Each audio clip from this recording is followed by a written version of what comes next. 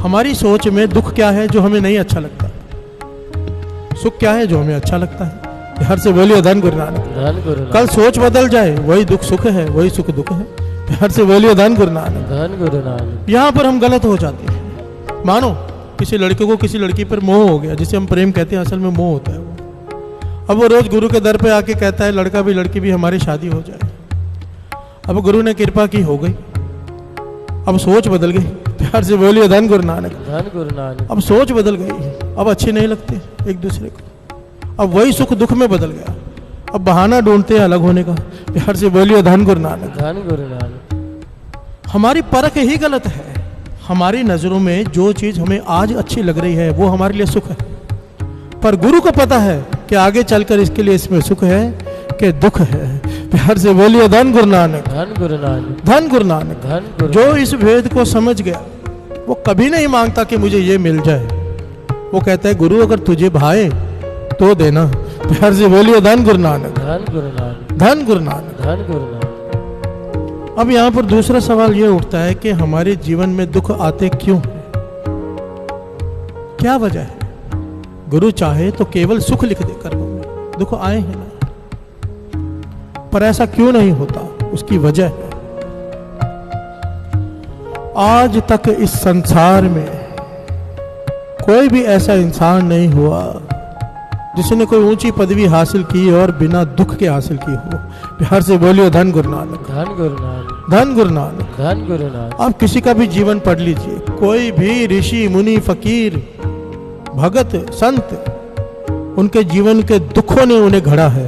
प्यार से बोलिए धन गुरु नानक। इंसान सीढ़ियां चढ़ता है, तकलीफ होती है ना, सीढ़ियां चढ़ता है, तकलीफ होती है, दुखता है, पर ये सीढ़ियां उसे ऊपर लेकर जाती हैं।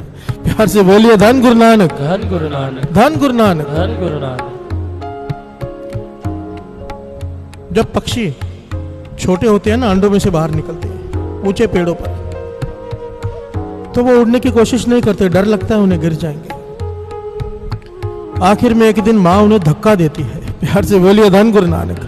वो जब नीचे गिरने लगते हैं, खतरा दिखाई देता है, शरीर में बिजली दौड़ती है और फिर वो उड़ने लग जाते हैं और ऊंचाइयों को छूते हैं। प्यार से बोलिए धन गुरु नानक। बिना दुख के, बिना तकलीफ के हमारी कोई हैसियत बन ही नहीं सकती। महापुरुष समझाते थे, कहते थे अगर ध्रुव को उसकी सौतेली माँ ने राजा की गोद से ना उठाया होता, पिता की गोद से खींचकर, तो वो भक्ति करने जाता। प्यार से बोलिए धन गुरु नानक।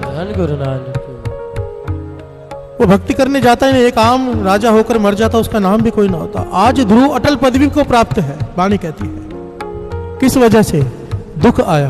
प्यार से बोलिए धन गुरु नानक। धन गुरु नानक। ये जितने चैरिटेबल हॉस्पिटल बने होते हैं, क्यों बनते हैं? किसी के जीवन में दुख आया, वो अपनी माँ का इलाज नहीं करा सका, फिर बड़ा हुआ, उसने धन लगाकर वो चैरिटेबल हॉस्पिटल बनाया। प्यार से बोलिए धन गुरु नानक। हर अच्छे काम के पीछे दुख छिपा है। प्यार से बोलिए धन गुरु नानक। ऐसा हो ही नहीं सकता हमारे जीवन में दुख ना आए। अगर दुख ना आए हम कुछ बन ही नहीं पाएंगे, कुछ भी नहीं बन पाएंगे।